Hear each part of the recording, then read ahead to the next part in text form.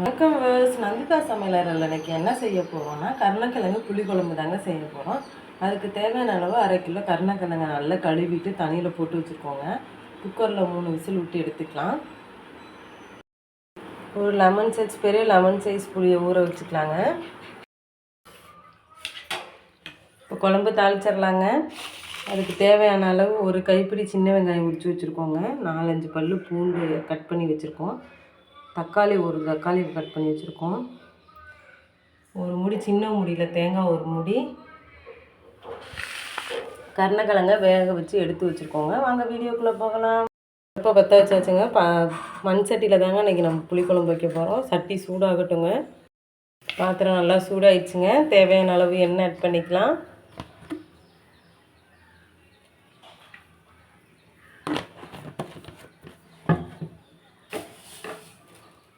கொஞ்சம் கடுகு ஆட் பண்ணிக்கலாம்.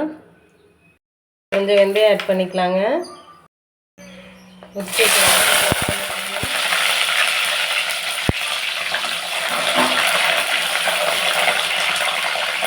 மூடி தேங்காங்க கொஞ்சம் சோம்பு போட்டு ஆட்டி அரைச்சி எடுத்துக்கலாம். பூண்டு தக்காளியும் ஆட் பண்ணிக்கலாங்க.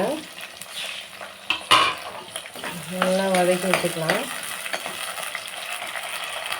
தக்காளி வெங்காயம் வதங்குறதுக்காக கொஞ்சம் உப்பு போட்டுக்கலாங்க, கல் உப்பு.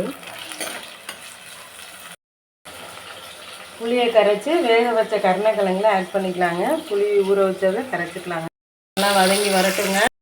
நல்லா வதங்கிருச்சுங்க. அதில் கட் பண்ணி வச்ச கருணக்கிழங்கு கரைச்சி வச்ச புளியும் ஆட் பண்ணிக்கலாங்க.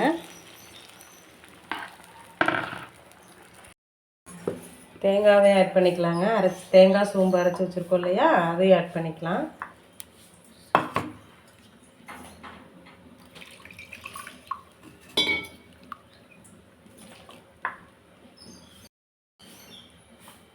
தேவையான அளவு மஞ்சத்தூள் ஆட் பண்ணிக்கலாங்க. மிளகாத்தூள் ஒரு 3 ஸ்பூன் ஆட் பண்ணிக்கலாம்.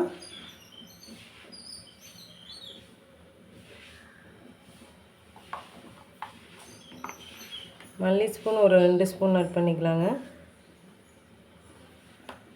எல்லாம் மிக்ஸ் பண்ணிக்கலாம். எனக்கு தகுந்த மாதிரி காரம் ஆட் பண்ணியிருக்கோங்க. நாங்கள் காரமாக சாப்பிடுவோங்க. உங்களுக்கு தகுந்த மாதிரி நீங்கள் ஆட் பண்ணிக்கோங்க. உங்களுக்கு எவ்வளோ தேவை மிளகாத்தூளோ அதுக்கு தகுந்த மாதிரி ஆட் பண்ணிக்கோங்க. தேவையான அளவு குழம்புக்கு தேவையான அளவு உப்பு ஆட் பண்ணிக்கலாங்க.